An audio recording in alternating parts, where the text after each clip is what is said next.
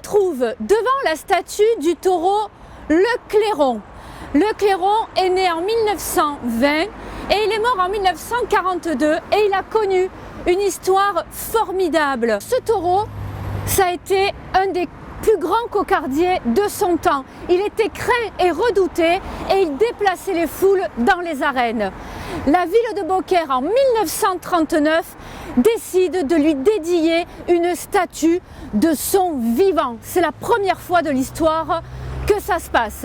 C'est le sculpteur Marcel Courbier qui est chargé de faire l'œuvre, mais seulement il a son atelier à Paris, au Jardin des Plantes.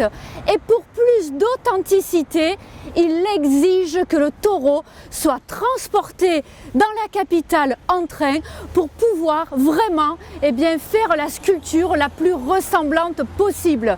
Ce taureau de Camargue a donc fait un très long voyage pour voir sa statue inaugurée en juillet 1939 et placée sur la digue de la Banquette à quelques mètres de là.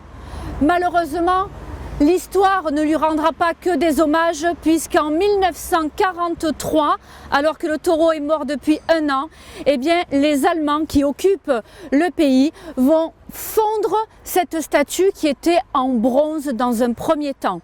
Il faudra attendre 1963 pour que Camille Soccorsi, un sculpteur tarasconnais, puisse nous livrer la statue que nous avons devant les yeux. Voilà la belle histoire, la formidable histoire du Clairon.